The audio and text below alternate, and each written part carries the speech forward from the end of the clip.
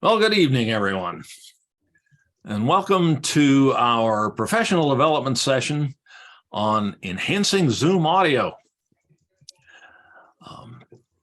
I'm Dave Giberson, an old instructional design coordinator from Online Learning Pathways. And it's great to see you all tonight. Thanks so much for coming.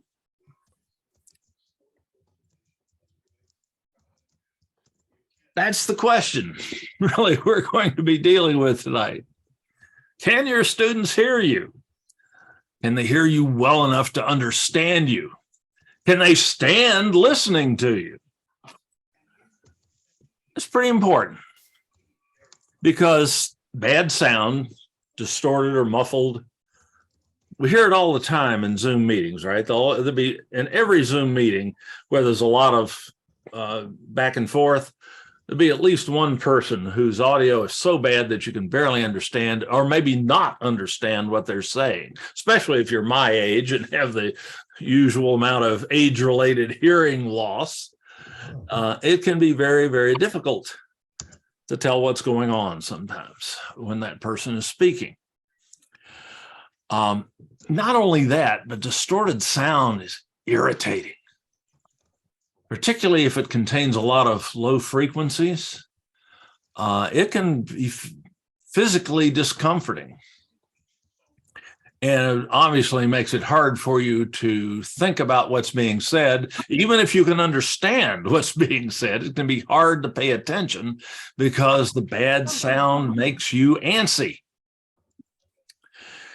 And while your students will probably tolerate bad video, if the video you're sharing is a little jumpy or fuzzy or whatever, usually that's easy enough to tolerate. But bad audio will drive people out of your sessions. I've spent a lot of time, effort, and money over the years trying to make sure that that doesn't happen with mine, but I can't say that I've probably always been successful. And as always, please let me know if you have any trouble hearing anything tonight, especially tonight. I would really appreciate it. So how do you know? The problem in a Zoom meeting, if you're speaking, is you're not hearing yourself. Zoom doesn't really have what's called monitor capability, where you can put on a pair of headphones and hear what you're saying. It's not built into Zoom itself, anyway, to my knowledge, anyhow. And that's a pretty important thing. If you have people singing on stage and things like that, they always have little microphones in their ears or little monitor speakers right down in front of them so they can hear themselves, so they know if they're screwing up or not. Not so much in Zoom. So how can you know if someone doesn't tell you? Well, if people keep asking you to repeat what you're saying, you got a pretty good feel that maybe your audio is not ideal, but you won't always get that kind of feedback. So how can you tell how good your audio is?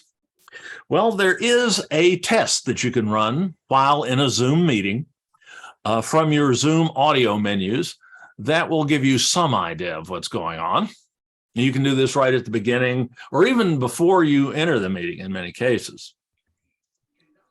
Let me share the screen so you can see what I'm talking about here. This is my Zoom screen. The video may get a little jumpy or whatever, but that's normal when I'm doing this. But I want you to be able to see what I'm doing in the Zoom menus here. First off, if your audio is extremely low, you'll be able to tell. Go ahead. Question? Tell you what, I'm going to go ahead and mute everyone, as you saw there. But you have the right to unmute yourself to ask a question.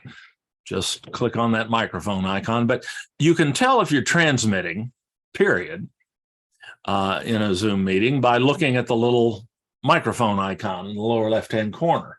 If that icon has a little green bar that's rising and falling in it, and you can see that, well, you are transmitting.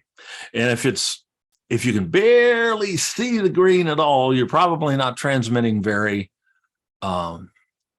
strongly, and it may be difficult for people on the other end to hear you.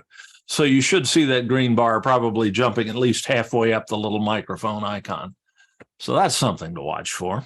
But there's also associated with this microphone icon here, a speaker and microphone test that you can run at any time.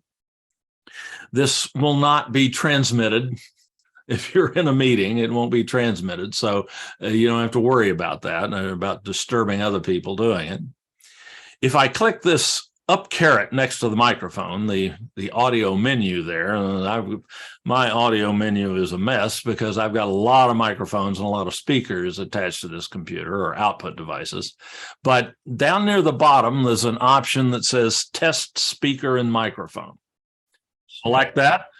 Your speakers will begin to play.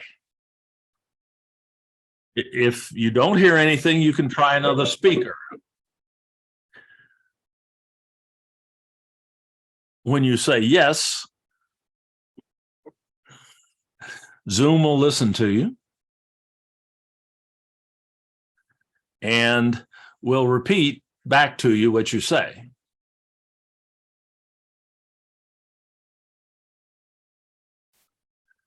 As long as you hear that, and in the test, so it stops doing that. So that's one. Zoom will actually play your voice back to you, and you get a pretty good idea of not only the level, but also the quality of the audio. And if your speech is distinct and clear, then you're probably in good shape. There is another way to check that. You can do it through your Zoom desktop client. Your Zoom desktop client, if you're on a computer, you can do this. Your Zoom desktop client is a little program that is downloaded and installed on your computer automatically the first time you enter a Zoom meeting, either as a host or as an attendee. It usually stays in the background. You don't see it, but you can run it manually so that you can actually see the window or the active window for this program. On a Windows machine, you can do that just by typing Zoom in the little search box in the taskbar at the bottom of the screen, and that'll bring up your Zoom app, which you may not have been aware was even there. You may also have an icon on your desktop. You can run it from there. And same with the Mac. And if you want to run it on a Mac, you can also go to the applications folder on your Mac and find it there. But if I run that app, and I can do that without kicking myself loose here, you'll see a window that looks something like this. This is your Zoom desktop client window. There's a bunch of stuff to it, but what we're interested in tonight are the settings for your Zoom client, which are accessed under this little geared wheel here in the upper right corner, just below your profile image, if you have one. And if you click on that little geared wheel with your mouse button, you'll get a number of categories of settings, and there's lots of settings in your Zoom account, but the ones we're interested in right now are the audio settings. We'll come back to this again tonight. If I select audio, I get these settings to look at. And right at the top, I have an option to separately test my speaker and my microphone. I also have volume controls that I can use to increase or decrease the volume of my output of the speakers. So if you're having trouble hearing, you can bring this up a little bit. But what we're really interested in here right now is the microphone, which is what sends your sound out to your attendees. And you can test this microphone in much the same way. It's really the same test that you can run from the microphone menus down here, but you don't have to be in a Zoom meeting to run it from here. You can pull this client up and check your microphone without being in a Zoom meeting. And you can manually adjust the input volume for your microphone, making your voice louder on the other end, other things being equal, or softer as at need. You can have Zoom automatically adjust this for you. You can try that. Probably once you've fiddled with your audio a little bit, you'll probably prefer setting this manually. And you can tell how your audio sounds again by just testing your mic and having what you say through your mic played back to you through your speakers by Zoom. We'll talk a little more about these audio settings a little later.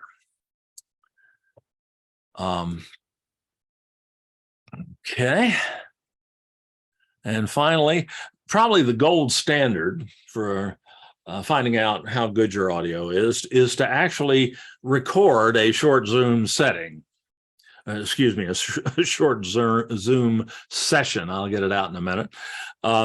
Start up a Zoom meeting in your own account with no one else in there.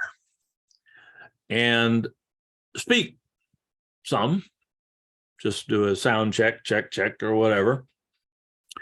And then, well, actually, before you start speaking, go ahead and record the meeting. You can record it to the Zoom cloud, but you're probably going to get a more realistic evaluation of the quality of your sound, of your transmitted sound, by recording to your local computer. Also, you'll be able to access the recording a lot quicker that way. If you have your Zoom account configured to allow local recording, when you click on the record button, and my record button's not visible here because I'm recording, but normally there would be a little round button here that said record. If I click on that and I see an option to record to the local computer, then I know that's probably the best way to do it. You then,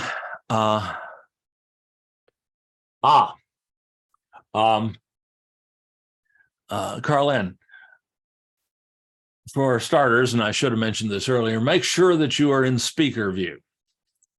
That is, go to your view button in the upper right-hand corner of your Zoom screen. There's a little button labeled view, and click on that and make sure you're in speaker view, not gallery view, for starters. The other possibility is that you are in what's called side-by-side mode. If you're seeing two of me, two of everything here, and they're both too small, look for the dividing line, look at the dividing line between the two images, and there should be a little vertical parallel, a pair of parallel lines, a little control. If you click and drag that, you can slide it back and forth. You can make one image bigger than the other so that you can see better. All right. Now, if you record to your local computer, by default, the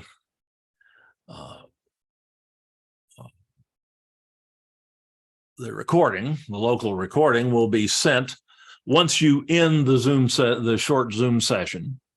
The recording will automatically be sent to your Zoom folder, which is under your Documents library on the PC or the Mac, in a folder called Zoom that is automatically created the first time your Zoom client is installed. And under that Zoom folder, there will be a one-to-many session recordings. The most recent one will probably be at the bottom. If you open that folder, and you'll be able to tell which session is which because the folders are dated and timed. Like this folder, this session was started at on today, 11:15, at a little after 6 o'clock. I'm sorry, a little after 4 o'clock. I can do, no, that is a little after 6 o'clock. Oh, that's the one we're in right now. Sorry about that. Let's go back one that I did earlier at about just a little before 2 o'clock, 13:48 military time, 2:48 or 1:48. And if I open that up, that's one that did everything in it. Let's try another one. There we go. You'll find a video MP4 file, MPEG-4 file. That's your video recording. And you can double click it to play it. So then you can listen to the audio and see if it's acceptable. It's not your audio is in the live meeting is probably actually a little bit better than the recorded audio, but it won't be any worse. So that's a way you can tell if you've got an audio problem in Zoom. That's a good question I had the last time I did this session. And let's assume you do. Now we start thinking about why and what can you do about it? Well, an obvious problem is trying to participate in a Zoom meeting in a noisy environment. Kids screaming, running past the door, or even in, dogs barking, people running a lawnmower right outside the window, or noisy air conditioning or heating at this point in time, especially up here in northern Idaho. Airplanes. Airplanes. Oh, yeah. Well, just a second. I can't answer that question until the Delta flight comes over. I hear you. Indeed. And those are things that you may or may not have control over. I mean, obviously, when you hold a Zoom session, you want to try to find a quiet place to speak from if you possibly can, and eliminate as many of those distractions as possible, or minimize them, closing the door, closing the window if they're mowing and weed whacking outside and so on. But you may not be able to entirely control that. You can just do your best on that. You may also have a poor acoustic environment, and the acoustics of the room that you're in may not be great. More on that in a minute. Also, your internet connection can be one of the culprits. If you don't have enough bandwidth to accommodate the Zoom meeting, or if it goes up and down, it's fine 1 minute and drops out and then comes back and so on, that's even worse, because that's really hard to compensate for. That can definitely be a problem and can cause very bad audio. There are also some settings in Zoom that can cause problems that you can change. But by far, the number one culprit, most likely culprit, in having bad audio and your attendees not being able to hear you clearly, or being driven nuts by poor, scratchy, distorted audio, the number one problem, or most likely cause of that problem, is a bad microphone. And we're going to talk about, in a minute, we're going to talk about what you can do about all of these, except the noisy surroundings. We already talked about that. That's pretty obvious. So let's talk about your acoustic environment. What can be bad about the room that you're in? Well, the usual culprit room-wise in bad acoustics is reflected sound. That is sound that leaves your mouth, and some of it, it goes into your microphone, but other parts of it hit the walls of the room, and it may bounce and go from one wall to the next and go back and forth and back and forth. You can even get what are called standing waves set up in the room, audio waves, and that does not enhance the quality of your audio. The culprits are usually hard surfaces, like hardwood floors or uncovered plastic or glass, like pictures hanging on the wall, or big windows. Are these sometimes desirable? I often hear people in Balboa Park, some musicians, they stand by a wall. And when you are in that environment, yeah, if you're projecting live, Yeah, in a live environment, but that's not likely to be effective in terms of a Zoom meeting. Okay. So you probably want to avoid reflected sound as much as you can. And indeed, when rooms are conditioned for good audio, the thing they're more than anything else they're doing are trying to reduce reflections from hard surfaces. So they'll cover the wall with perhaps just a rug or a cloth, or you can buy sound absorbing tiles, little plastic or foam egg crate looking stuff that will absorb sound and prevent it from bouncing. You can put rugs on the floor, hardwood floor, and you can just minimize the hard surfaces as best you can. Again, you may not always be able to take care of all of this, but just putting a rug on the floor in a room with a hardwood floor can make a big difference. I think a music halls, they always use the wood floor. Yeah. There's always carpeted, right? And the room geometry can be a factor as well. If there are parallel walls where sound can just bounce back and forth, back and forth, back and forth, that's bad. That's going to produce bad acoustics.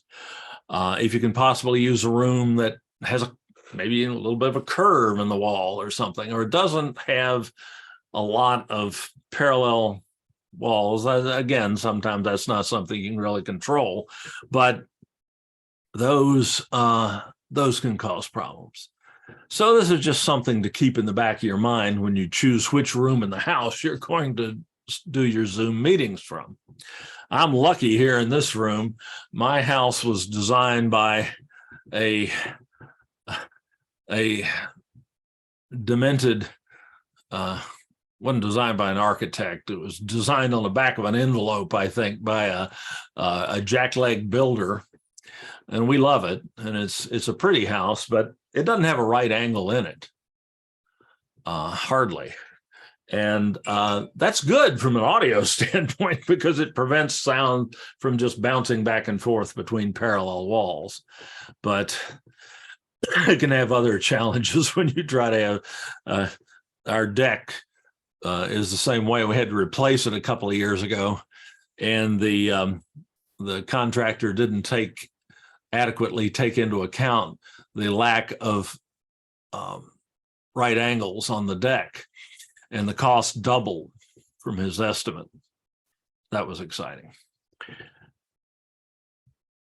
Poor bandwidth definitely can contribute to bad audio. We've all heard it where somebody fades in and out, and sometimes you can barely understand what they're saying. And for a minute, they'll be perfectly clear, and then it'll go to the sound will get awful again. This is usually caused by your internet connection not being stable, not enough speed available, enough bandwidth available to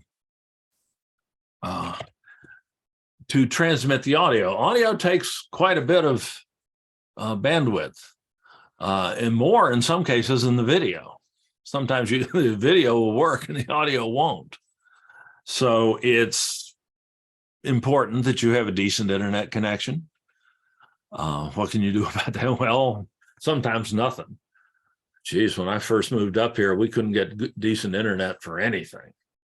When I did things like this, I had to drive into town about 18 miles and rent an office for half a day. Cost me about $60 just to give a session. It was almost half of what I was making. But in order to maintain contact, I did it. But it took us quite a while to get a decent internet service provider out here. So I can empathize.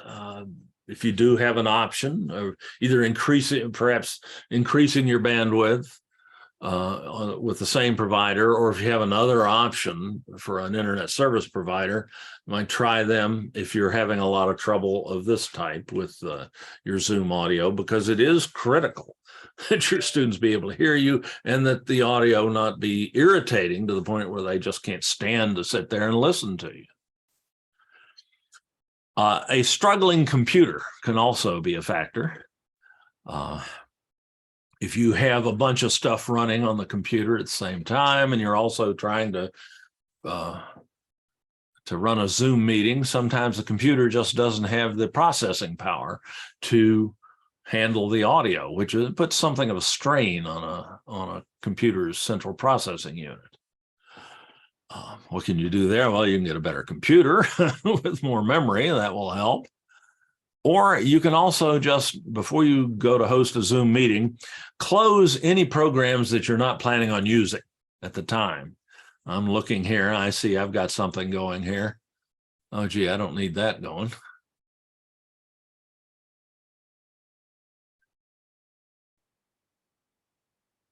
That was actually a fairly memory and processor hungry program. I should practice what I preach here. So I guess I can stop that share now and still be able to see what you need to. But just don't have a bunch of programs running in the background on your computer that you don't need. It's also not a bad idea to reboot your computer just before a Zoom meeting, particularly before one that you host, to make sure that no misbehaving programs have locked up some of your memory or something and not given it back. That's not uncommon, especially in Windows. So rebooting the computer just before you start your Zoom meeting is worth doing, and is likely to have at least some small impact on improving your audio, and maybe a major impact. Another possibility is that your router, particularly if it's if your computer is connected to your router wirelessly, your internet router, it can fail slowly over time. They don't tend to fail all at once. They tend to get crotchety and worse and worse and worse till one day you can't access the internet anymore. If you've had a router for more than about 3 years or so, it's going to be immediately suspect. There, of course, the thing to do is replace the router. They're not generally terribly expensive. In some cases, you may be paying your internet service provider to rent one. That, if you can avoid that, that's a racket for them. They make more money off renting you the router than they do selling you internet access. So if you can buy your own router and get somebody to help you hook it up, or hook it up yourself, you're going to get a better router and you're going to save yourself some money. But keeping that router up to date, and that's one of the first things you try when you start having trouble accessing the internet, is replacing your router. Or if your computer, like it's a laptop, and you're connecting to the router wirelessly from some room in the house, you may just be too far from the router, because Wi-Fi connections fall off with distance. The strength of the connection falls off with distance. The inverse square rule. The signal strength decreases with the square of the distance from the router, and then so it falls off really quickly.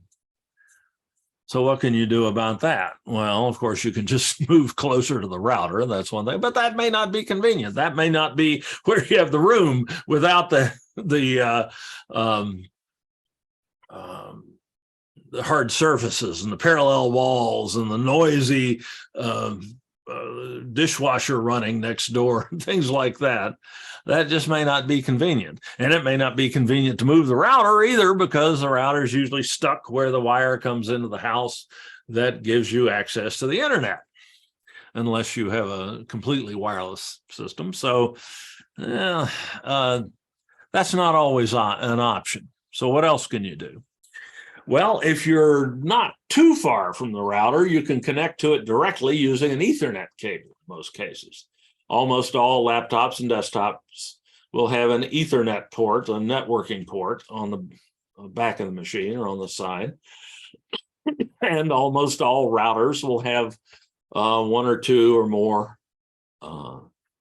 Ethernet jacks, looks like a giant phone jack, that you can plug an Ethernet cable into, and that's going to give you more reliable and faster internet connectivity, and much more reliable internet connectivity than wireless will generally.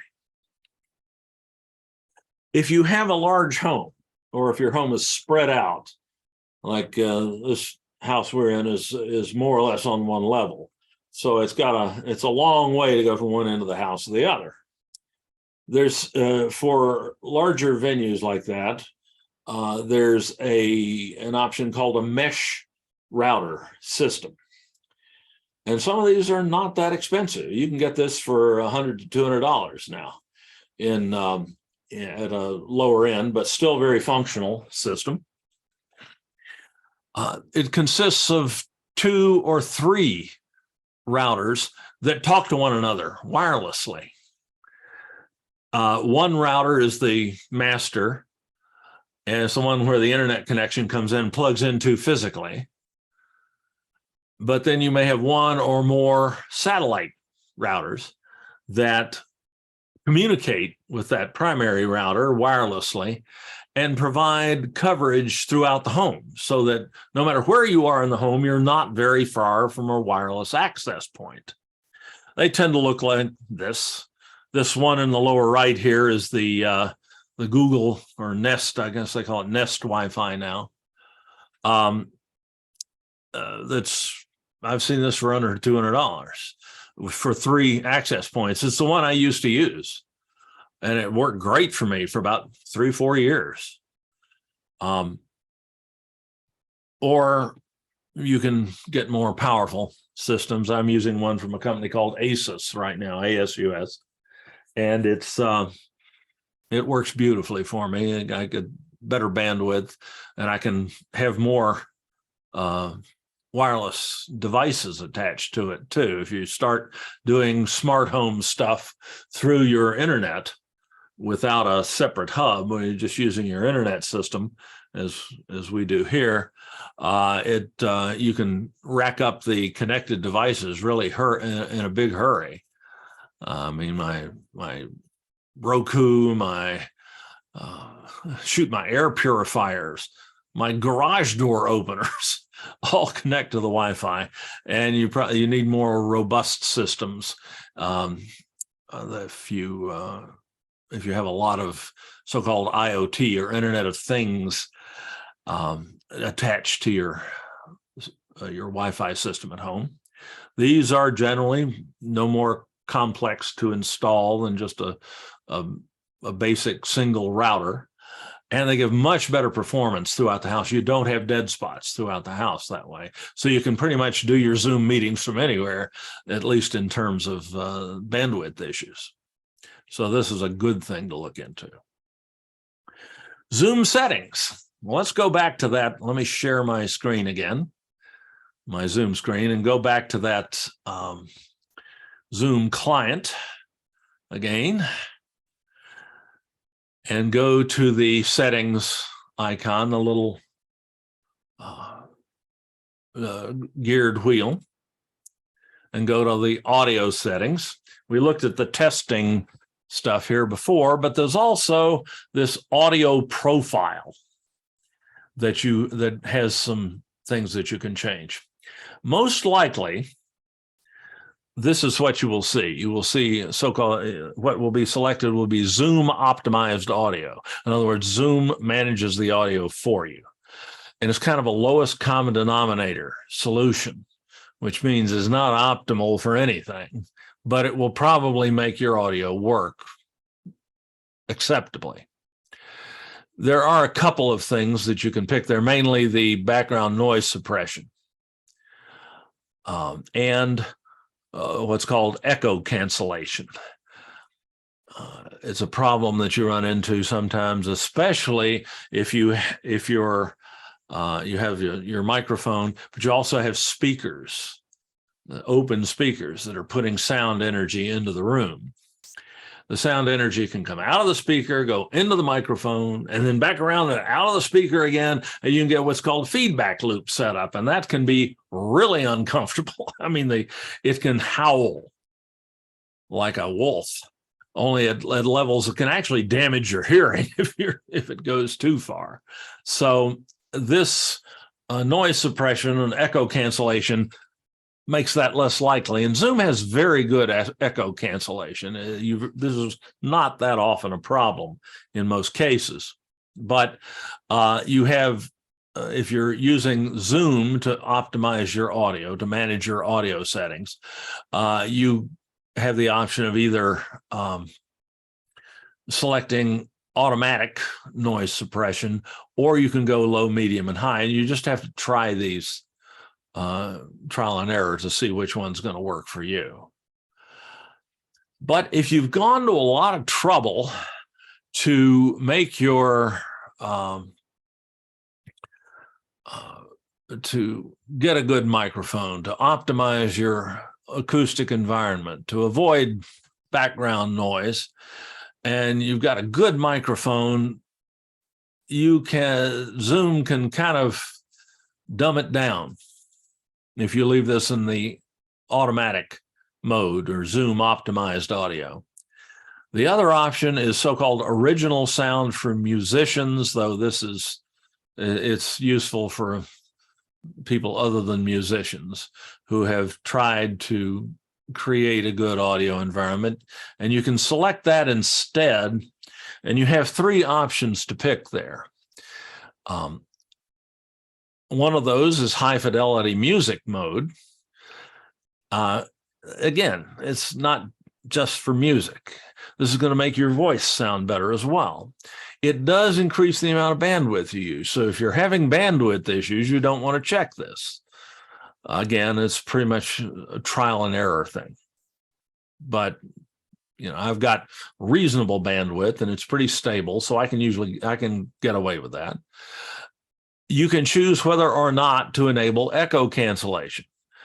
You turn that off at your peril. I would not recommend turning that off. You can also choose to have your audio transmitted in monaural or stereo. Try stereo. It's higher quality and gives a more better sense of space audibly and so on. So it's, those are things that you can try turning on and off to optimize your Zoom audio without having Zoom just do it for you. Or you can leave it at the lowest common denominator, and it'll probably work okay. And the rest of this doesn't really have much to do with audio quality, so I'm not going to worry about that. But this is where you find those things, and these are things that you can try. And I've got my original sound turned on because I've gone to some trouble here to try to optimize my audio. And if I went with the Zoom optimized audio, some of that effort would be wasted. Okay.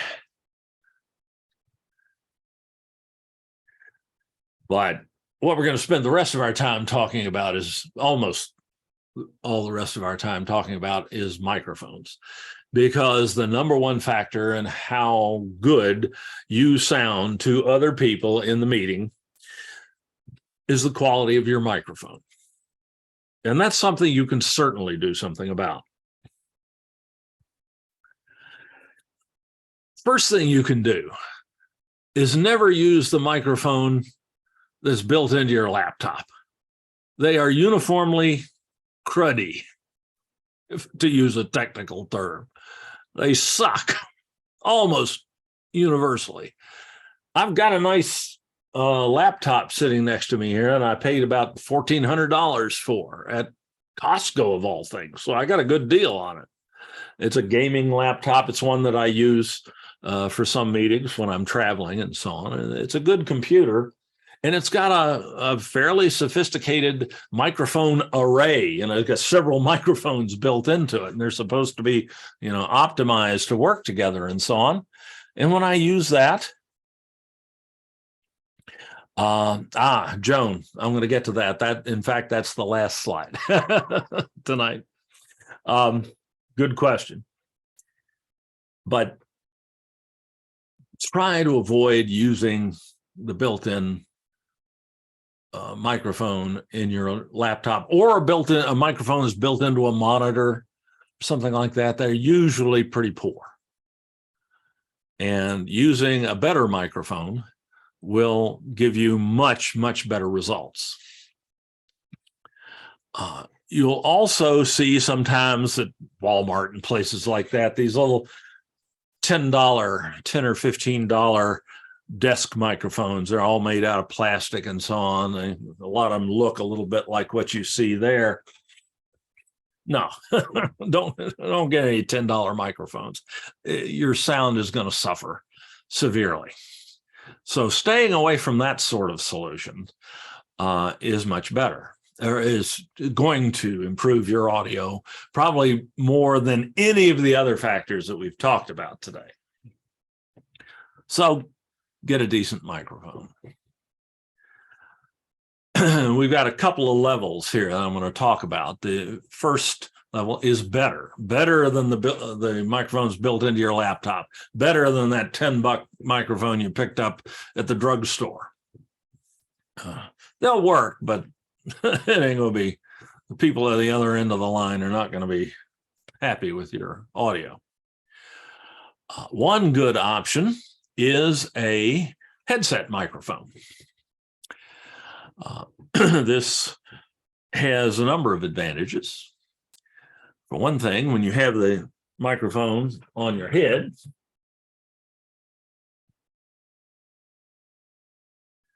you, let me make myself a little bigger on this one. When you have the microphone on your head and you have the speakers for this microphone enabled, and you can choose, if you have, say, maybe a set of desktop speakers and speakers in the headset, you can go to your audio menus in Zoom, click the little up caret next to the microphone, and you can select which speakers you're going to use. In this case, I'm not going to select this, but this is the headset I have on right now, one from Microsoft. I think I paid $40 for 10 years ago, still works. You can also select the microphone from that same headset. So in Zoom, you can choose, if you have multiple options of connected microphones and speakers or output devices, you can choose which ones to use. And if you select the headset microphone and speakers, you first off, you pretty much eliminate local echo. That is, the speakers are insulated. You can hear the speakers, but they don't put sound energy out into the room. The sound can't get to the microphone. Also, the microphone is held near your mouth, so it picks up better. Indeed, it tends to pick your voice up much better than it picks up noise in the room. So suddenly room noise, it doesn't matter as much anymore. Very unlikely to get feedback because the speakers aren't putting the sound out in the air. And people can usually hear you quite well. Can I choose more than one speaker? Good question. No. Probably not, unless you have a very sophisticated audio setup in the room. I am going to show you how to choose more than one microphone a little later on, though. Good question. Very astute. So no, usually you got to pick one output device. But the headset holds the microphone just in the right place, near your mouth. You don't want it right in front of your mouth because then you pop your P's. And every time you say Peter Piper picked a peck of pickled peppers, as a pop at the beginning of each word, which is very distracting. This keeps it out from in front of your lips, so that's not likely to happen. So there's a lot of good things about using a headset microphone. You can generally hear better too. How can I make it easier for me to hear? Well, I can use a headset. Another thing I can do, if I want to hear better, is I can raise the volume level of my whatever output device I'm using, audio output device I'm using, the speaker or whatever on my computer.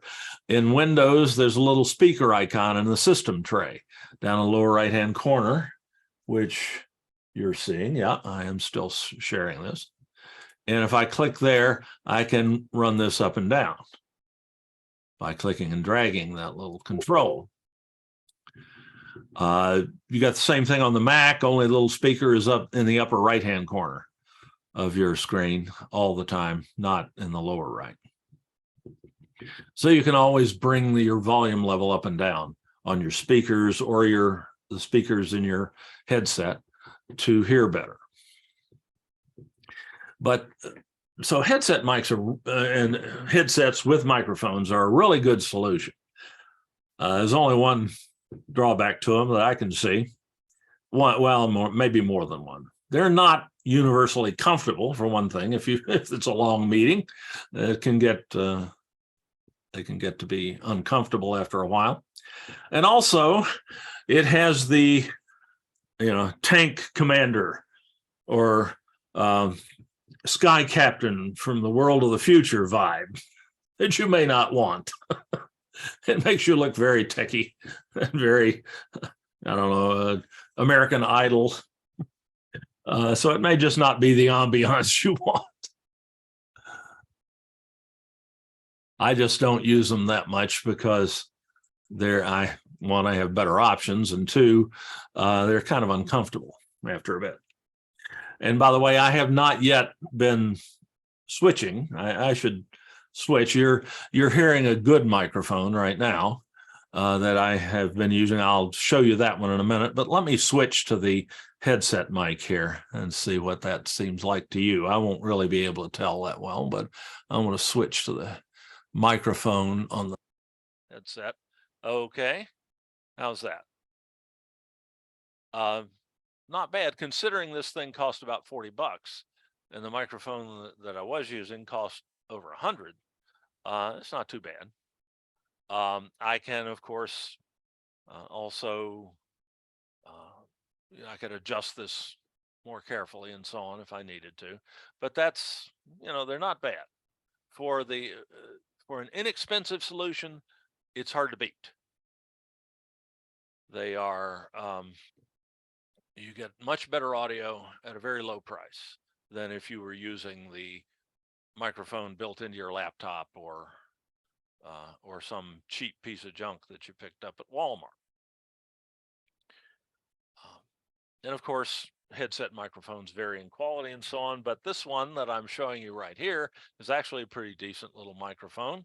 It's from Logitech, which is one of the best known brands of consumer audio for computers. And if I click on that,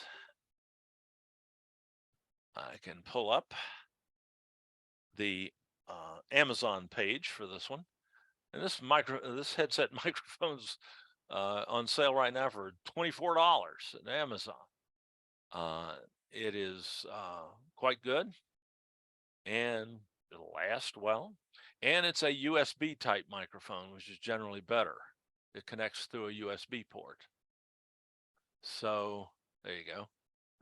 So it is putting digital audio right into your computer. It's cleaner, sharper, not bad at all. And you can have it in just a few days for next to nothing. Then you just plug it into a USB port on your computer, be it a PC or a Mac, and it just works. It shows up in your list of microphones on Zoom automatically, and normally you'll be able to tell which one it is fairly easily, and you just select it and you're off and running. There, I just went back to my good mic there, or better mic. We'll talk about that one in a moment. All right, I'm going to put Sky Captain away there for a second. And let's, there's another option that's fairly inexpensive. And that's this webcam. Generally, I would recommend against using microphones built into webcams. But this particular webcam would be an exception to that. This is the Logitech C920 series. The two little wings to either side of the camera there with the little holes in them are microphones, and they're not bad.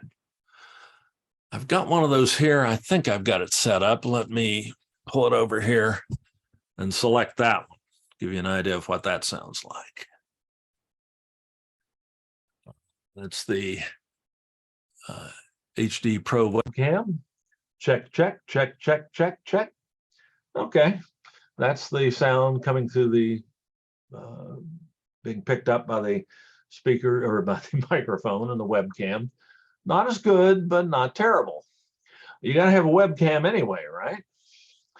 And this webcam is about $60 or $70 on a good day at Amazon. You can get it anytime. And it doesn't produce terrible sound. So it's much better than the microphones built into your laptop, but still not the best. So now let's get crazy. Those are rational solutions. Now we're going to get a little crazier and look at even better microphones. And the one my favorite is this little puppy. It's called a Blue Yeti.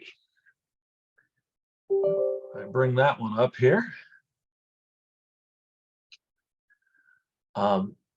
This is a combo package here that has both the microphone and the support system that can suspend it above your desk. This is nice because this microphone is so sensitive that you set it on your desk. Every time you move your mouse and tap the desktop a little bit, it's going to pick that up. And there tend to be a lot of thumping and things like that when you're talking. It can be distracting. This system gives you a nice way to suspend this. Here's what mine looks like. Whoop. I wanted to leave that set where I'm at too. This is another one of the little toys here. There it is. Okay. And that is really a good podcasting and Zoom meeting microphone. It's the one I use 90% of the time. Blue Yeti is what it's called. As you see, it gets a little spendy when you put this arm and shock mount, which isolates it from any vibration that might happen when you hit your desk or whatever. It gets a little spendy, but the microphone itself can usually be had for, especially if you don't mind black. I don't know why the black one is cheaper, but usually can be had for $90 to $120 without the support. And you can just set it on your desk, and you can find other ways to minimize the thumps and so on. It comes with a little stand that you can utilize in lieu of the boom arm there. But this is a great option. And that, let me make sure, I'm pretty sure that's what you're seeing right now, or hearing right now, I should say. No, it's not. We're still hearing the HD webcam, or the Logitech webcam. Here's the Blue Yeti. And it's a great solution, whether you choose to suspend it from a boom like this or not. And it will give you good say the microphone will no longer be the limiting factor in how good your audio is. Okie dokie. So that's a good option. If you want a wireless microphone, the Blue Yeti is a USB type microphone. It has a cable and it plugs into a USB port on your computer, or you can plug it into a USB hub and it'll work fine. Though for absolute best audio, it's probably better to plug the USB microphone directly into a USB port on your computer, your laptop, or your desktop computer, if that's an option for you. If you have like a MacBook Air, which has like one USB port on it, that's not a good option. You have to use a hub, which gives you multiple, you plug it into the port on your computer and it gives you multiple USB ports in a little plastic box. But this thing is wired, so you can't just pick it up and walk around a room with it. Wireless microphones are nice, but you got to be careful with them. Cheap wireless microphones don't work reliably and the sound sucks. So you got to spend some cash to get a decent wireless microphone. The one that seems to get a lot of press, and I don't have one of these because I have some older wireless microphones that were semi-professional microphones that I've had for years, and I tend to use those. And one of these days, I'm going to get myself one of these just to try it because it does get very good press from an Australian company named Rode. And it just consists of, as all wireless systems do, a little transmitter and a receiver. You plug the little microphone into the transmitter and carry that around with you, and then the receiver sits on your desk and plugs into your computer via a USB cable in this case. And they are a bit spendy. There's that's as wireless as reliable, decent wireless microphones go. That's a very low price, but it ain't cheap in any absolute sense. But you can be pretty confident that these will work. I've got a wireless microphone here that's probably roughly comparable in quality to that one, or maybe a little better. I certainly paid more than that for it many years ago at that. Let me turn that on. I haven't activated it yet. Let me see here. Check, check. Yeah, there we go. All right, now I'm going to select it in my Zoom meeting.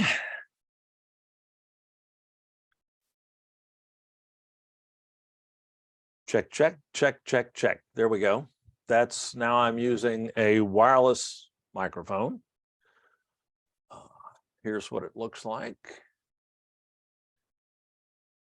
Just so you can get a feel for this. There's the transmitter and the little microphone connects. I've got it clipped to my collar here.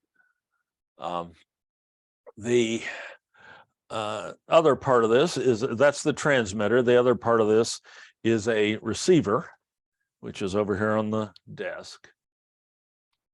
And you can see the Rode is a very nice compact little devil. There's the receiver with the thing with the antennas on it. Right there is the receiver. And it is much more clunky, but it works. And of course, with this wireless, I can clip this in my belt and walk anywhere in the house and still talk to you. Something you have to keep in mind if you're using a wireless microphone in a Zoom meeting, particularly if you have to take a bio break in the middle of the meeting. I've lost track of the number of times I've had a speaker wander out of the room, forget to turn the microphone off, and either get into a very embarrassing conversation with someone or more likely end up in the restroom. So you do want to remember to turn it off when you're done with it. But wireless microphones, obviously, particularly if you're doing something like high flex. All right, I'm back on the Blue Yeti now. I don't have to worry about what might come through that wireless mic. Let me get this off my collar here. There's the little lavalier mic. You just clip to your collar or whatever.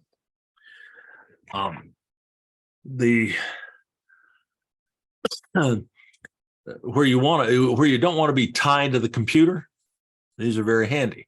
But again, beware of inexpensive wireless mics. They will let you down at the worst possible time. And you don't want to get yourself into that situation. All righty. Another option is called a boundary microphone. This is useful if you want to pick up more than just yourself, especially. This is a little microphone, a little flat thing like you see there. This is one possible unit that is will pick up you, and it will also pick up people in a pretty good radius around you. You can get them. This one happens to be somewhat directional. That is, it picks up sound better from in front of the picture you see there rather than behind, but it's not bad picking up from behind. You can set that on your desk in a classroom and point it out towards your class. As long as it's not more than 5 or 10 feet from you, it'll pick you up pretty easily. And it will also pick up your students. And you can set it, you don't have to have a mount for it or anything like that. You just set it on a table or on any flat surface. Those are particularly good for picking up audio within a room. If you want to pick up what your students are saying in a high flex situation where you have students in the room and students at home on Zoom, you want to be able to talk back and forth, this is a good solution. Let me show you what or demonstrate to you what that sounds like. If I can find that one. That one is named strangely. There it is. It just says USB audio codec. I had to figure out which one it was by trial and error. If I select that, now I'm broadcasting on that boundary mic. The sound quality is quite good. I can get up and move around and it'll still pick up as long as I don't get too far from it. I don't have to worry about carrying it around with me. And it will pick up audio around the room better than some others. So boundary microphones. This one happens to be a USB type, as have all the microphones we've talked about so far. These are very easy to connect to your computer. They come with a USB cable. You just plug that into a USB port on your computer or on a hub that's connected to your computer, and they show up in your Zoom microphone list and you can use them. And there's not much drama to it.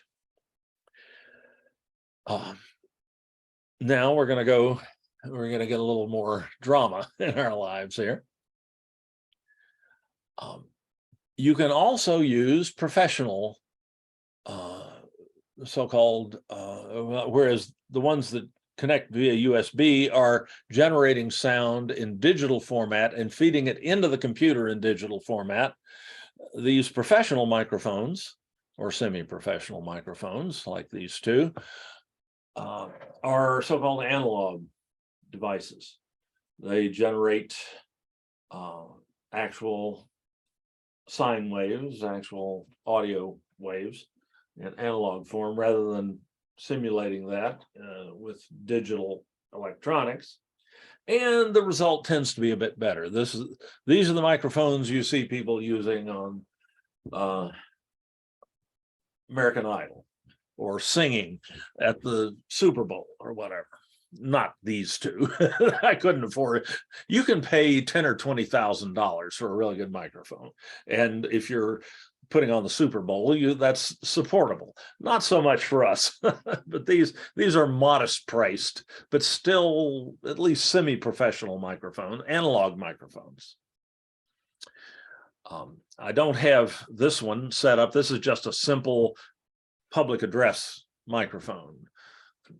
It's a Shure, so it's a good microphone. Shure is one of the better known professional microphone brands. So you get pretty decent sound out of that, but I do have this little devil hooked up here. This is what's called a shotgun mic, because it looks like the barrel of a shotgun, and you point it right at yourself when you're using it. Not a good thing with a shotgun, but with an actual shotgun.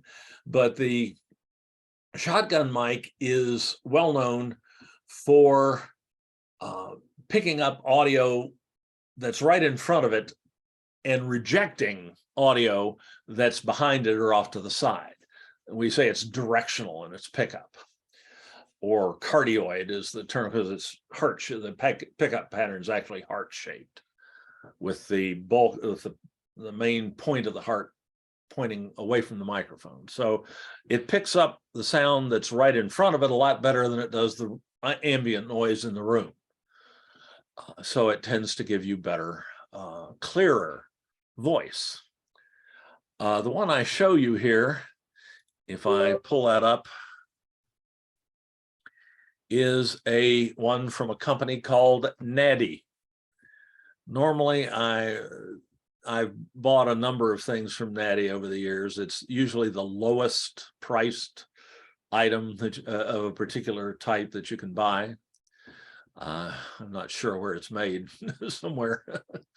somewhere probably I don't want to travel to.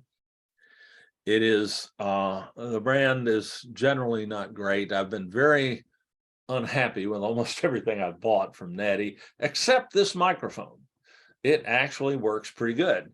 And as you can see, it's quite modest in price. So you can still get it for $30. This one's been around a while. It's not as easy to find as it used to be, but you can still get it from microphones.com and a couple other places on the internet. And the sound is actually not too bad, because it's so clear. It tends to give very clear, crisp sound, and with very little background noise. Let me demonstrate that for you. Let's see here. I have that one on another system over here. Check. Yeah, that's transmitting. All right. You're not hearing it yet. All right, let me select it now. It's one of these, use the same option I did before. Okay, now you're hearing the shotgun mic. It's pointing right at my lips, and it's only about a foot from my mouth. It provides very crisp sound. It doesn't have the ambiance, the timbre of the sound coming through the Blue Yeti, I don't think, but it's probably even easier to understand. This is a great one for circumstances where people are having a hard time understanding what you're saying. This one will give about as crisp a sound as I have. Of course, you can spend hundreds or thousands of dollars on good shotgun mics, but this one will probably do for a Zoom meeting. Hopefully you're agreeing with me. Again, I have a hard time telling. Let me check it here and see how it's doing. I'll just go to my check. Yeah, that's nice and crisp, and very inexpensive. Here's what it looks like sitting on the desk. Use my little controllable camera here.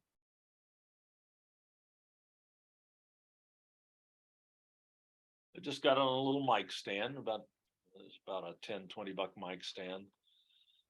Sitting, I've got and when I put it in the clip, I put a little bit of plastic around it to cushion it a little bit, so it's not as sensitive to thumps as it might otherwise be. And I've got it pointing right at me and pretty close to my lips. And this is in some ways even better than the Blue Yeti under certain circumstances. And it's a $30 mic. The Blue Yeti is $100 to $120. And it is very simple to set up and so on. But there is a complication with these.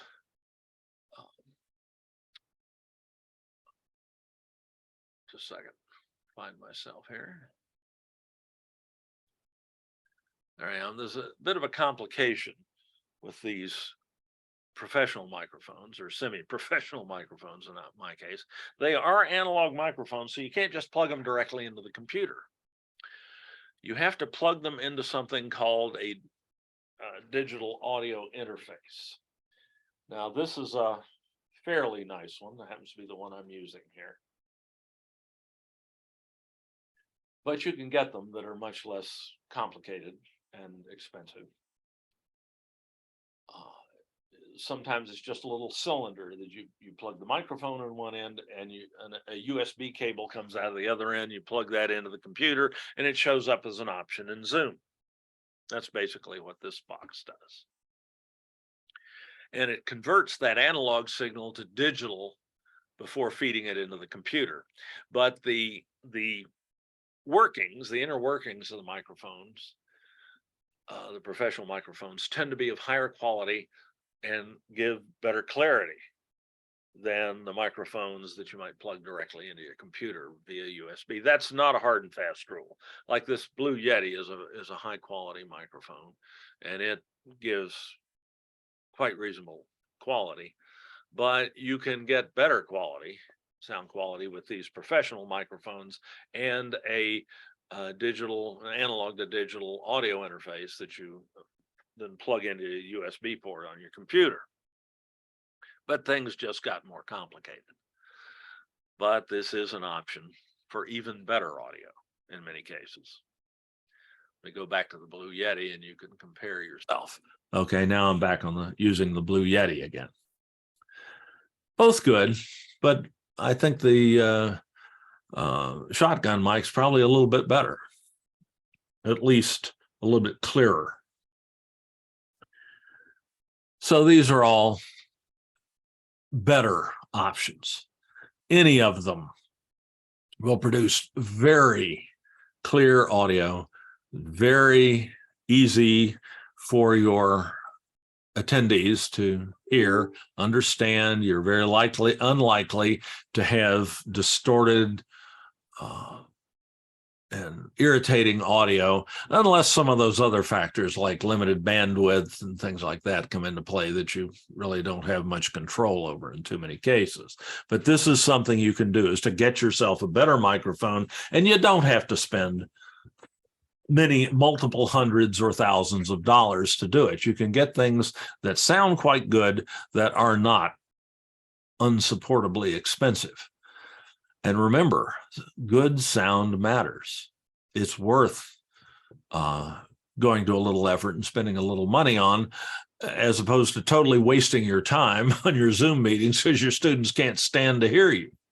Not because of any personal defects, but because of the problems with your audio in Zoom. So those are all good options, really better options. You can spend a lot more than that. You can go way further down the rabbit hole if you want to, but it's probably not, this is probably the point of diminishing returns on this.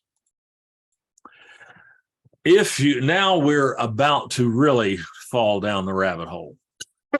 Some of you may want to insulate yourself. Now we're going to spend a little more money.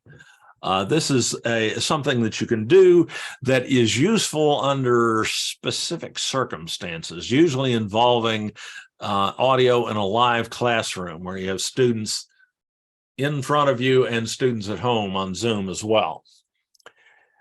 And these are, what I'm going to talk about here are microphone mixers.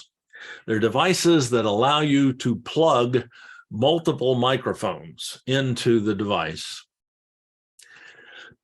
and then mix the audio from all of those microphones together, or alternatively to select just one or just another and select different ones at different times.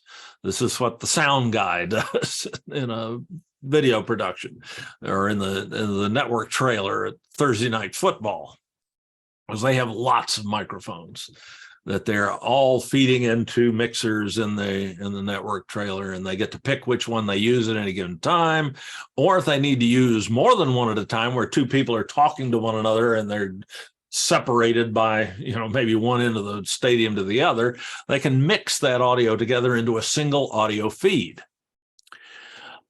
Mixers can be hardware, like here's the little mixer that I have set up next to me. This one costs now, I think today I looked at it, as about $135. Not a huge, you can spend a lot more than that on a mixer. And the mixers can be much, much, much, much bigger than that. I mean, you can have them that are, run the width of a room in a recording studio. And you can have dozens of microphones active at the same time. This one will handle up to 6 microphones at one time. Really happier with just 4. I've got, as you can see, 3 plugged into it. When I was demonstrating the wireless microphone a minute ago, and when I was demonstrating the shotgun mic, the audio is actually going through this mixer. Show that.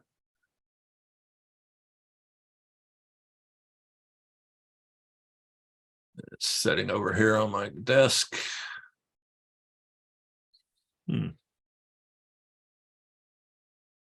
There it is. And as I speak, you see the little lights flashing and so on. It's active. This mixer allows me to pick multiple microphones and use them at the same time. That's really useful if you're in a situation in, say, a classroom where you have yourself and a group of students sitting in the classroom, and you want to be able to pick up audio from both and send that to the students at home, so-called HyFlex instruction. That is the hardest part of HyFlex, of having students both in the live classroom or in the physical classroom and at home on Zoom, is to allow them to talk back and forth to one another cleanly, because it's hard to pick up the audio from the students in the classroom and send it to the ones at home. Well, having a mixer like this will allow you to have more than one microphone active, so you can have your microphone, whatever you're using, among all the options we've seen here tonight, and another microphone that's over near the students, like maybe a boundary microphone that's on a long cable. And you can combine those the audio from both or multiple microphones into one audio stream that can be selected with one option in Zoom. In Zoom, that's this one I've been using, the Focusrite USB audio. If I select that now, right now it's just sending the audio from the shotgun mic we were using a minute ago, but by just twisting a knob and turning it on and flipping it, this is bad practice to clip on the microphone while it's active. You get a lot of rumbling and crackling. Okay, now I'm sending audio both from the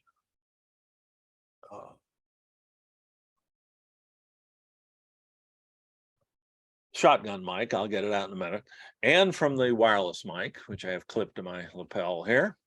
And I got one more I can throw in. I've got a little boundary mic that is connected, that's a professional boundary mic that connects via a normal microphone cable to my mixer. And now you're hearing all 3 microphones at one time. Let me see what that sounds like. I'm going to test. Check, check, check, check. Still good sound, but people, I could be sitting at my desk I have somebody else sitting way over at the other end of the room with a wireless mic on, or I can have my students sitting in the middle of the room and I can hear all of them because I have all three microphones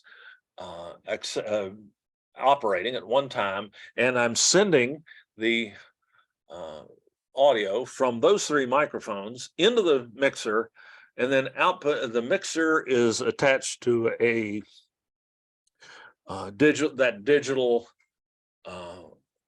audio to or analog to digital audio interface that I showed you a minute ago, that red box. And then the red box is connected via USB to the computer. Yeah, you can see the red box right there. I forgot about that. You know, there's the red box. You can see the lights flashing. So the mixer is taking input from all three microphones. I can vary the levels on each one using my volume controls for each microphone here, and those other knobs that you don't have to worry about. But then I can send that signal to the Focusrite box, to the digital analog digital audio interface, and that box is connected to a USB port on the computer, and it just shows up as a single entry, this entry right here on my microphone list in Zoom. So I'm sending you audio from all three microphones at one time, and yet it's giving you a very the three are not interfering with one another. In other words, the audio still sounds crisp and sharp, and it could pick up people all over the place. That's very useful, as I said, under certain circumstances. This only works if you have professional type analog microphones with connected via what's usually called an XLR connector, an XLR cable, a standard microphone cable. You may or may not have those laying around. I've been playing with this for years, so I've got a collection of microphones laying around. But you can also,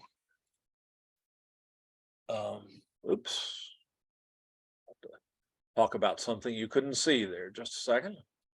Okay, I can also utilize so-called software mixers, programs that allow me to mix the input from multiple USB microphones, like my Blue Yeti and my little boundary microphone, USB boundary microphone that I showed you before, and my headset all at the same time. There are a number of these. Some of them are free. The one I'm currently fond of is something called Rode Unify. It's a piece of software put out by the same company that made that little wireless microphone I showed you earlier. But it's just a piece of software. If you happen to own one of those Rode microphones, it's free. If you don't, it costs you about, don't want to do that.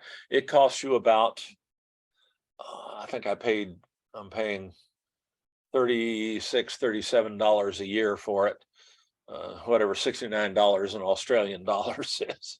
They're about a little over half what an American dollar costs. So I can add up to 4 actual physical microphones to it. I've already got all 3 of the ones that I'm using attached to it. You're not hearing the results of it yet. I haven't turned this on in Zoom yet. I could add another. And the reason I like this particular piece of software is it's real simple to set up. If I want to add a microphone to it, all I have to do is click this plus sign here and add an audio device. And if I click here, I can select the device from a list. That's all I have to do. I just have to know what it's called. Any USB device identifies itself to the computer by a certain name, and I can find one like my webcam microphone. I don't want to set that up right now. I might screw something up in the middle of the demonstration, but That's all there is to it, really, is picking the right microphone off the list. I'm going to remove that one. And I have 3 set up here. And I can control the apparent loudness, the volume, input volume from each microphone, a little slider here. And I can see the results of that from graphically here. I can make sure that I don't do something like this. You see the red at the top there? That's bad, Joss. Bad news. That means distortion. Means the sound's going to be harsh, too loud. So I just pick I don't want to I don't want to see any red. So I lower this and speak normally and see what happens. And I can adjust each microphone independently. I can mute it so that it doesn't get sent through. I can just lower it. And here's what this sounds like. I have this first one is my Blue Yeti. Second one is the boundary microphone that I showed you earlier. And the third one is the headset I'm wearing right now. And all 3 are active. And now I'm going to go into Zoom and I'm going to select this microphone, which shows up, this interface, which shows up as, come on, I know you're there. There it is, stream input, Rode Unify. Check, check, check, check. Now you're hearing the mixed sound from my headset, from the Blue Yeti, and from my little boundary microphone. Let's see what that sounds like to me. Check, check, check, check. It's not as crisp or as clear as the professional mics going through the hardware mixer, but it's not bad. They give you the same impact. You could use this in a HyFlex classroom in lieu of carrying a soundboard with you, like the hardware mixer. It's just you just have a piece of software that you have on your laptop computer that you carry in with you that will allow you to plug multiple microphones into the USB ports or into a hub attached to that computer, and then collect audio from any one of those microphones or all of them at the same time, under control, under software control, and vary how loud each microphone is, and or how much sound energy each microphone is sending into the system. So this is an advanced technique, one that you'd only need in certain circumstances, but that can solve problems big time for you in certain circumstances. So it's worth knowing about this, even if we're not going to spend any more time on it. Okay. And finally, I'm going to talk about something that Joan asked about earlier. What can I do to, let's see, let me switch this back to the,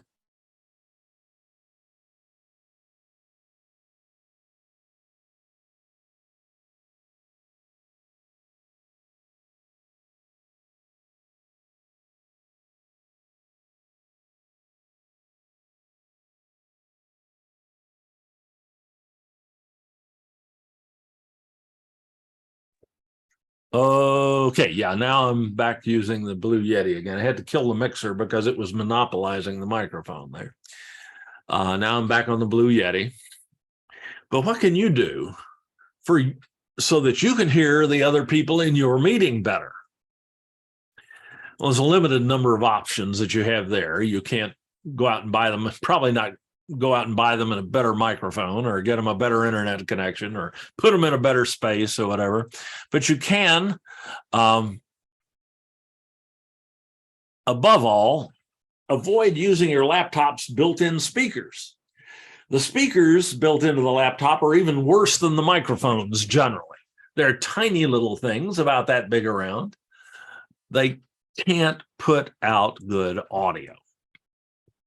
And if there's any issues on the attendees end with their audio, they're going to make it very difficult for you to hear what other people are saying in your meeting.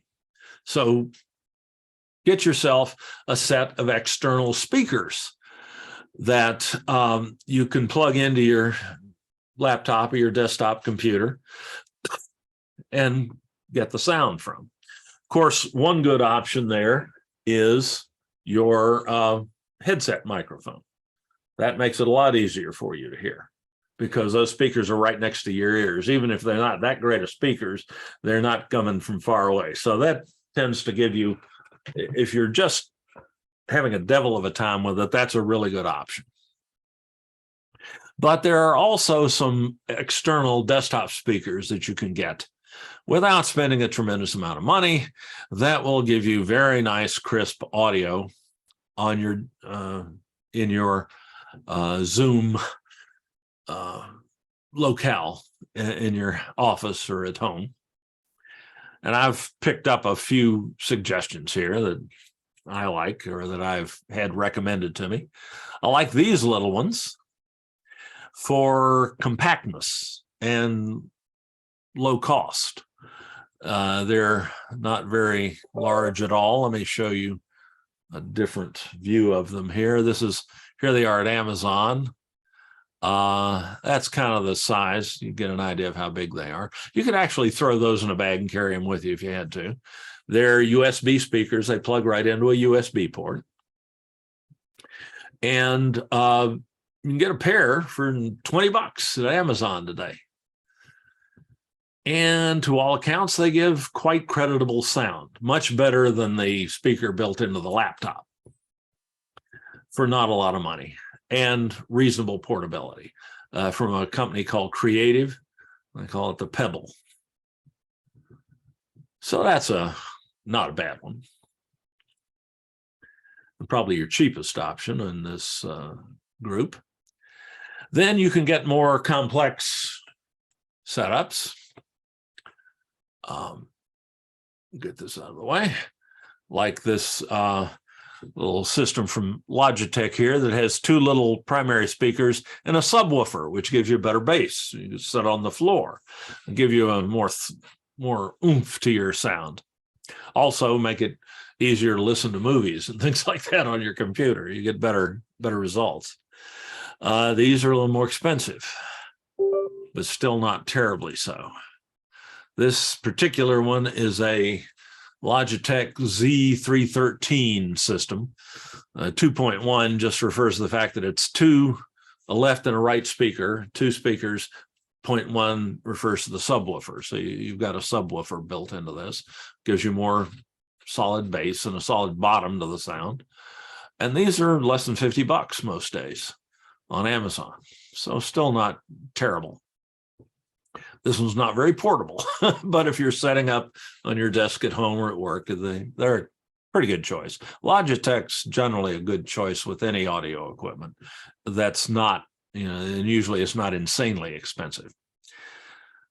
Now we can get to the somewhat more insane options.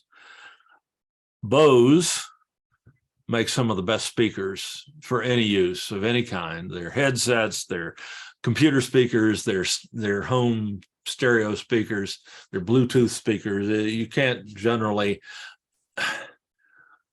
for a consumer level option as opposed to professional work, you can't do much better than Bose. These speakers are their standard computer speakers. And as you can see, they're a little bit more expensive, but they're good. They will give you great sound, and they just plug into your computer and they work and they come up on your system, and you'll be able to use them. My current favorite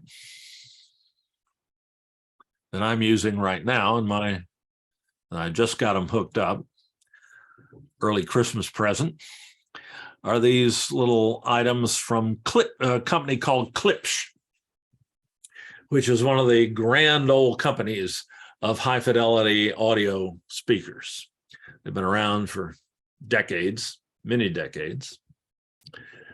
They've historically produced some of the best high fidelity stereo speakers for high end audiophile type setups.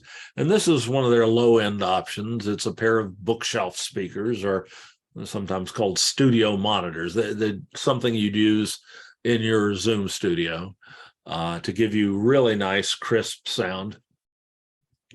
And these I picked up, I paid too much for them. I found out the other day. I picked them up at Best Buy, but you can get those right now from Amazon for 130 bucks, half off. I think that's a Black Friday special. But these things, I am in love with these things. They are really crisp.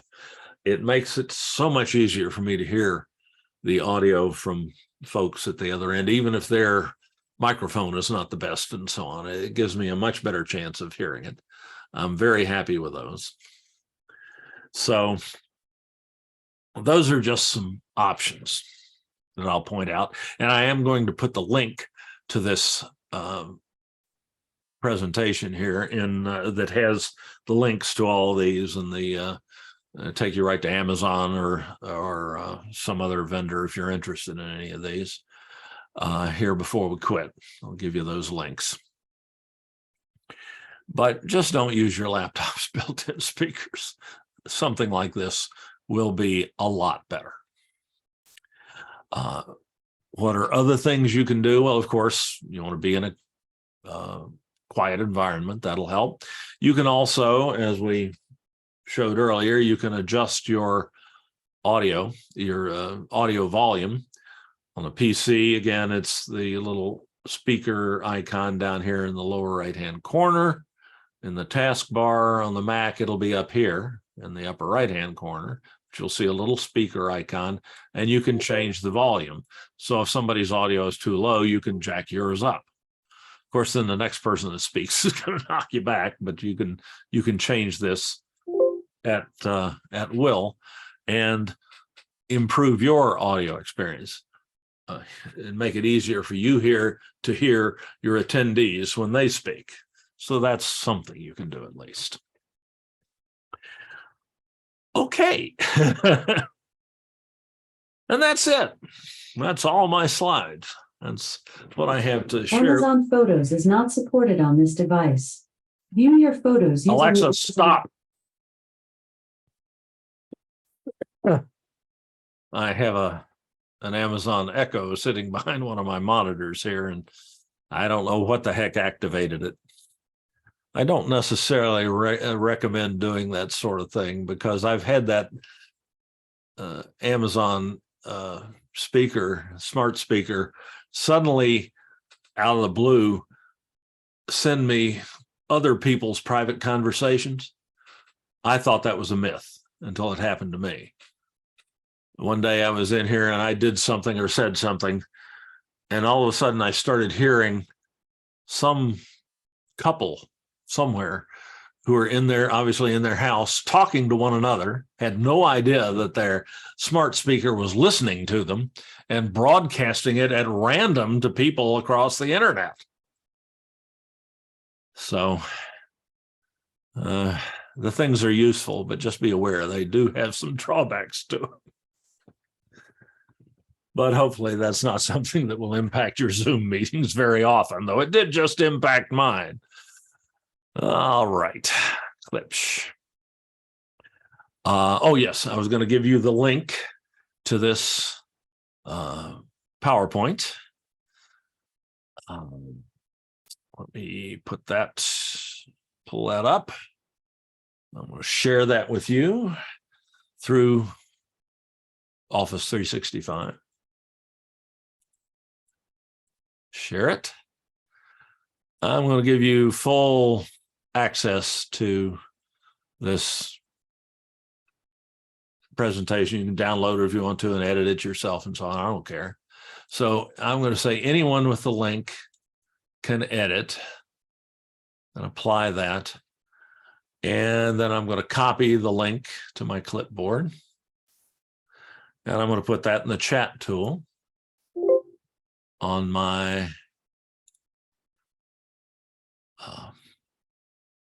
Zoom meeting. Get all this out of the way. Go to chat.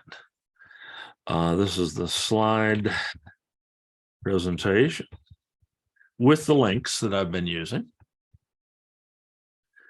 There it is. You can just click on that and have it if you like. I'll also put a link to this. When I post this on our Open On Demand site, I will put a link to the slide presentation. If you don't get it bookmarked tonight or whatever, you can go back into Open On Demand and get those links if you're interested in any of the devices or anything. I will not receive any kickback on any of that. Full disclosure, I have no financial interest in any of and I do not warrant that these are the absolute best or the absolute cheapest things you can get, but they are things that I have either used or investigated and think are probably pretty good deals and something you might find useful. So feel free to use that. Let me check chat here and see if there are any questions. And of course, Carlin, you have your hand up. I was going to say, certainly be happy to answer questions. So go right ahead.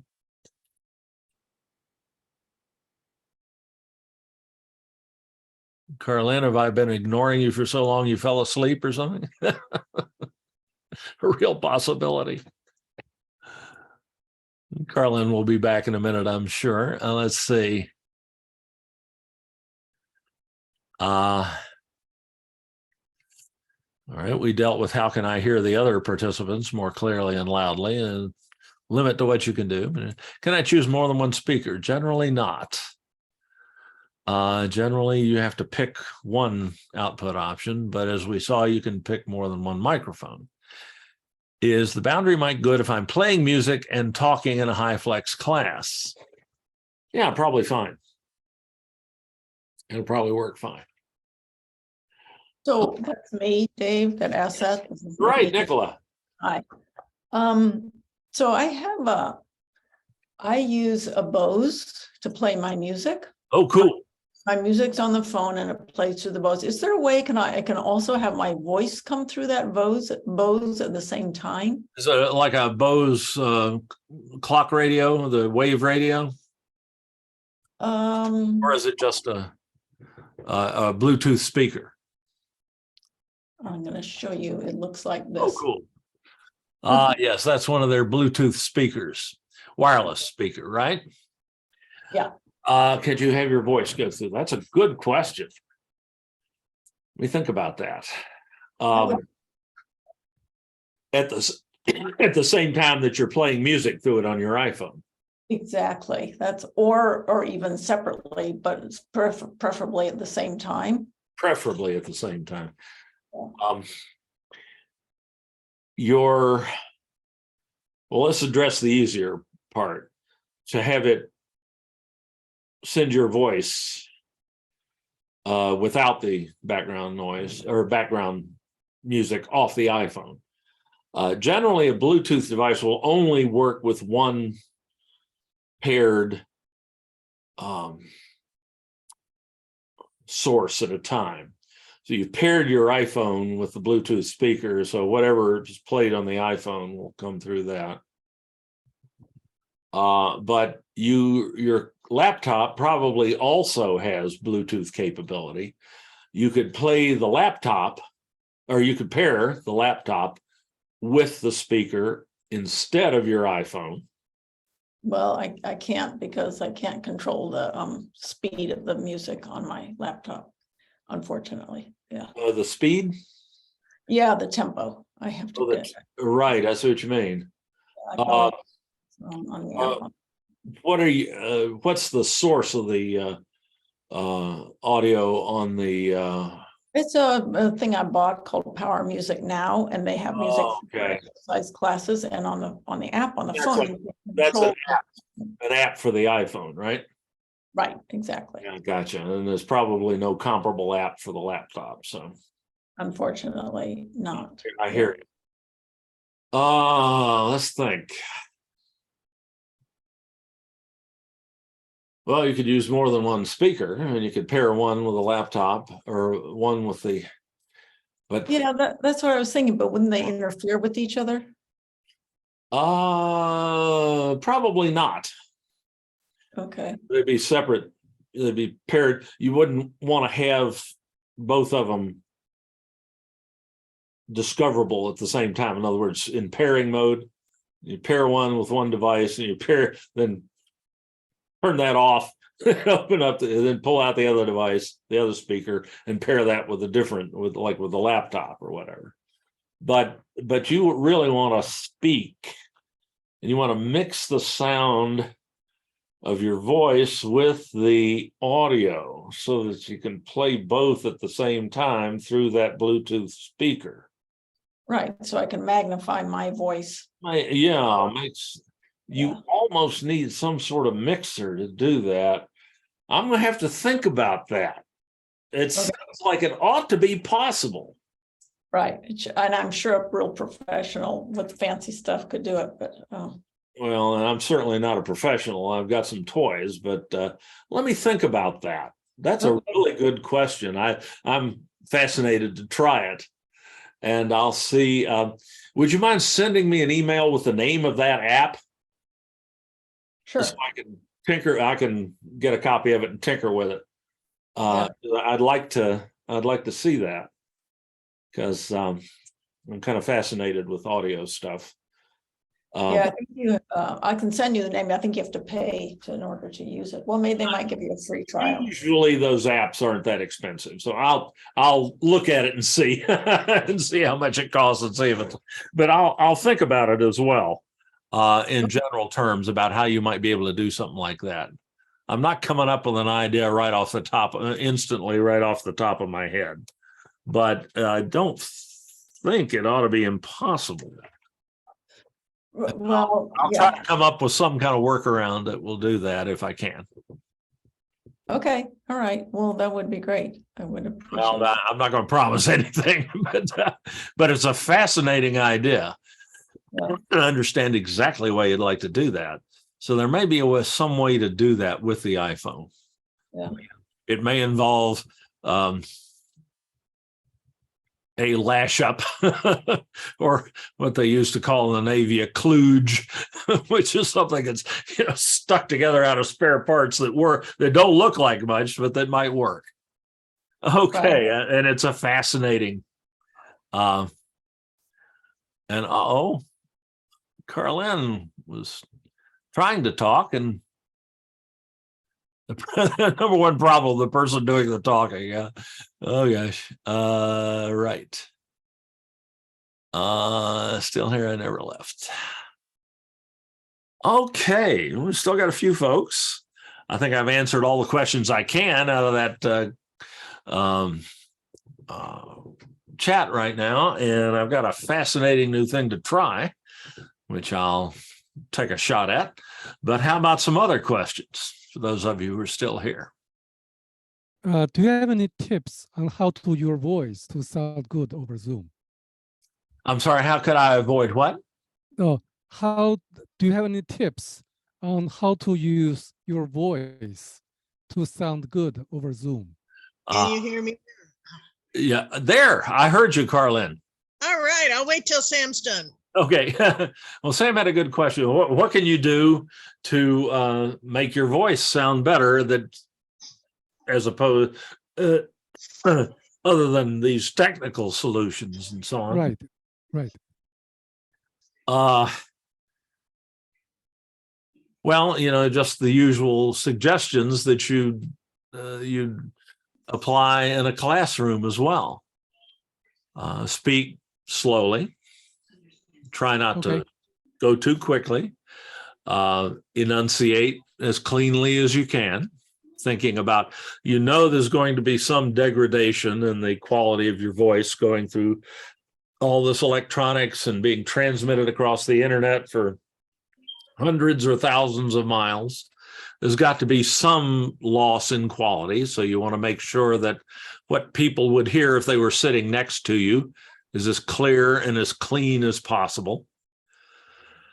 Just think about speaking to people in the back of the classroom, and speak accordingly when you're in a Zoom meeting.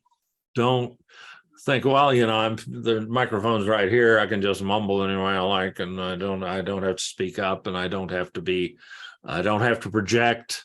I don't have to make an effort to reach people who are at some distance. But if you think in terms of I'm speaking to the kid who's sitting in the back of the room who doesn't really want to be here, who's gotten as far away from me as he can possibly get, and I want to make sure the little person hears me, and think that way in the Zoom meeting. Just speak as clearly and don't go too fast. These are all things that you're well aware of from lecturing in the classroom for many years. All of us have done that. So just try to apply that in a Zoom meeting too. And keep in mind that there's going to be some loss of quality at the other end. So you have to overcome that by starting off with the highest quality possible in your voice. And then, of course, you have all these other things that you can do technically to try to make sure that the degradation of the quality of the sound that is experienced at the way farther end of that pipeline is as minimal as possible. So I wish I had a magic solution for you. Okay. I have a handheld microphone. What is the best distance from my mouth to the microphone? It's pretty much as close as you can get it. Think about the people singing on TV and in movies. When they're holding a handheld mic, they're practically swallowing it. You want it as close to your mouth as you can get it. But should I use the microphone pointing to me, or should I make the microphone point up? Depends upon the microphone. Really good question. Some microphones are designed to be addressed from the top, from the, like this little, let me get this. The tip. Like this shotgun mic here. I've got that pointed right at me. See that? Mm. Right at the end, the narrow end of it. Whoops. Sorry. And it's pointing right at my lips because it's designed to be used that way. The little sound detecting capsule in the end of it is pointed right at me. That's exactly that's different for the Blue Yeti mic here.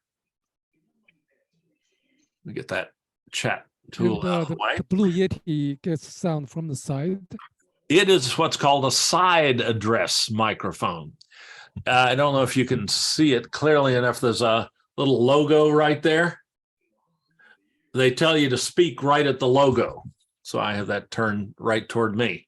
The little sound pickups in the end of the microphone here are oriented in such a way that you get the best result if you hit it from the side rather than from the end. I see people using these mics sometimes and they have it pointed straight at them. They have this, the dome here pointed straight at them, and it doesn't work as well. It's designed to be addressed from the side, and a lot of professional studio microphones are like that. So you kind of have to read the directions on the microphone to see. My microphone is called the AT2005. Have you heard about it? AT as in Audio Technica? Yes. Let me pull that up and look at it. Good question. Can I butt in here a minute? Go ahead.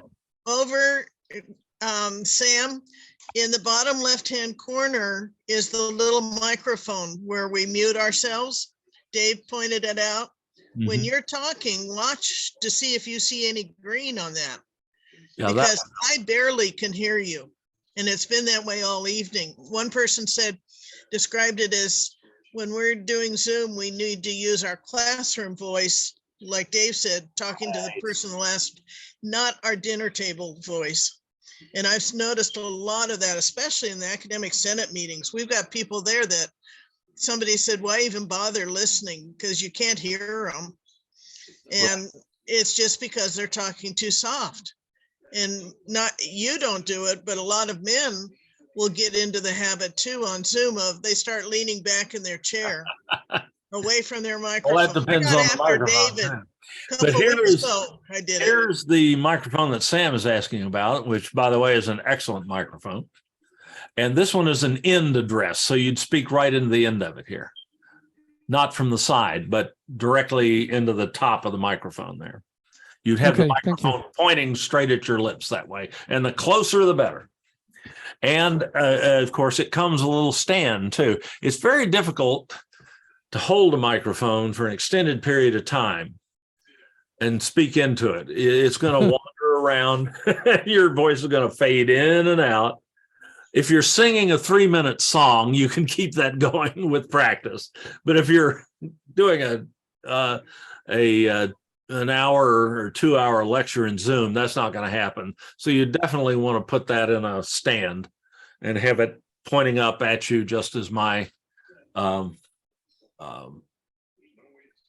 see, as I've got my,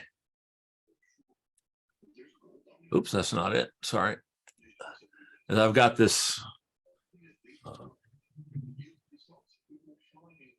shotgun mic pointing right at me, and that's constant. If I move around a little bit, it's still going to pick me up. But I do have to remember, with a very directional microphone like this, which that one that you're using is a nice directional microphone, it picks up sound in front of it much better than it does sound behind it. So you don't want to get too far off axis, moving around. You kind of think about, am I still speaking into the microphone? And old PA microphones like this one, same thing. You point them straight at you, straight at your lips. I have one more thing to add for Sam. I don't know if you mentioned this, Please. but make sure your students look in their Zoom and go into the up arrow and go to audio settings and make sure they have their speaker volume turned up so they can hear you. Indeed. If there's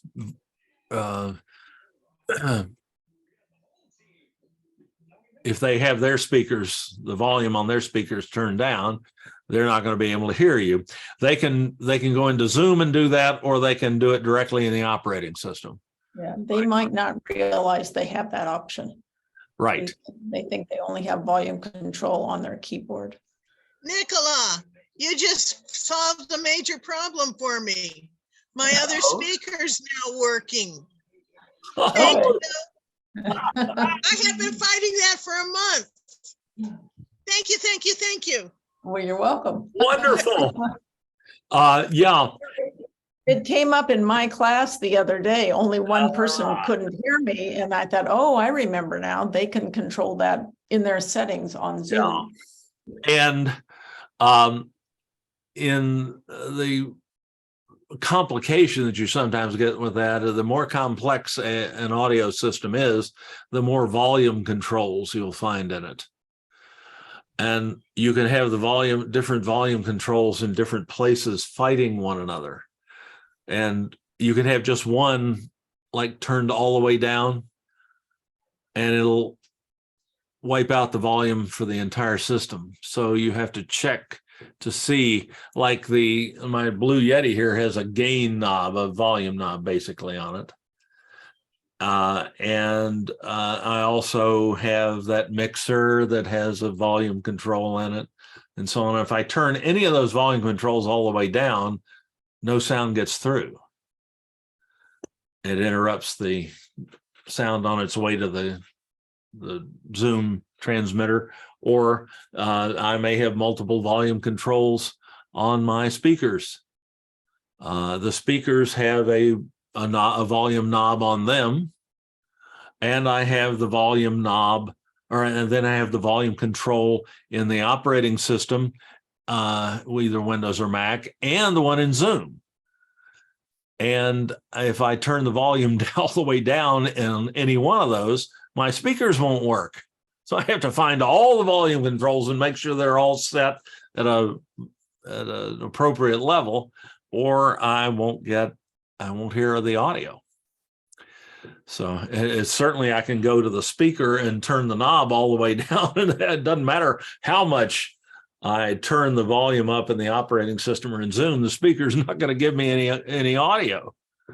So too many volume controls in the line can be a problem. And the more complex your audio setup is, the more likely you are to run into that. I've lost track of the number of times that some piece of audio equipment has just completely stopped working for me because I turned the volume. I forgot there was a volume control somewhere and it was turned all the way down. Is my volume low or normal? You're coming through fine, Sam. Okay. And boy, I love these new speakers. It's you're coming through very crisply. It's worth having a decent set of speakers, or that headset microphone is always, or if headset is always a good option. If you're having trouble hearing your students, try one of those. You'll probably hear them better. But a good set of speakers will do the same thing. You got to spend usually more than $20. So I understand those little pebbles are quite good. I haven't tried them personally, so I'm not sure about that. But these little devils here are supposed to be quite good at, very inexpensive.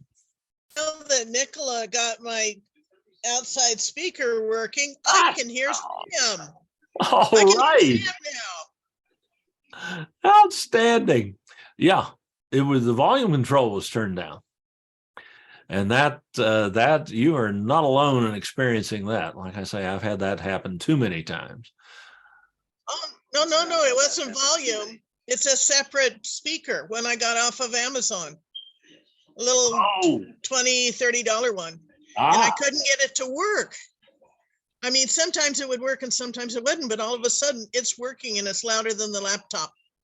Yes, I guarantee you it'll be better than one on the laptop. Yeah, but then, like I said, a month ago, it stopped working. It would ping, but I wouldn't hear voices. And then all of a sudden, Nicola mentioned something. I went and looked. There it is. It's working now. You've got to have it selected in Zoom, right? As the I speaker. selected it everywhere I could, but I didn't think of Zoom. Yeah, because That's Zoom, why these sessions are so good. oh, well, and that's why the questions and the discussion are so good. Because I didn't do that. Nicola did. So terrific.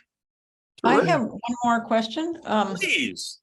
I do have a Logitech camera. It's a C920E. Yeah. But for some reason,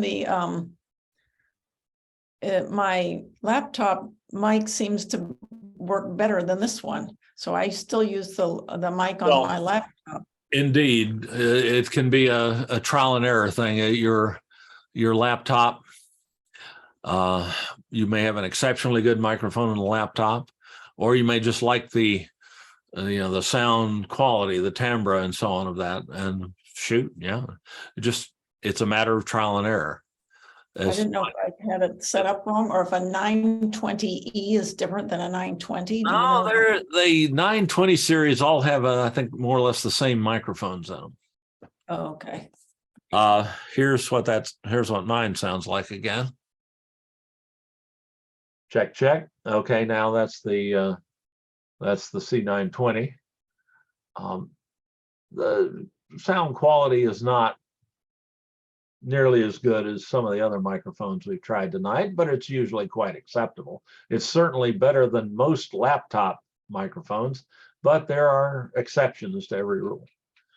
And do you have a Mac or a PC laptop? I have a Mac and it's fairly new. Their microphones tend to be better on average than the ones built into PC laptops. I'll admit that. So that may have something to do with it. Mac has always been more media focused than the PC. Well, can you just listen to my voice right now? And now I'm going to switch to the webcam mic. Great. How does that sound? You're right. The laptop mic is better. Okay. How far is the webcam from you? Well, now I'm standing in front of the webcam. Okay. And well, it's not bad. It's clear enough. I can certainly understand you clearly, but I think you're right. I think the laptop mic is probably a little bit better. Say, now I'm back to the laptop mic. It's better. Yeah, that's what my husband and I had figured. So I'll just stick with that, I guess. Yeah, right. Or get yourself something better. A Blue Yeti or a little boundary mic or something might even do better. But Okay. your laptop's not bad at all.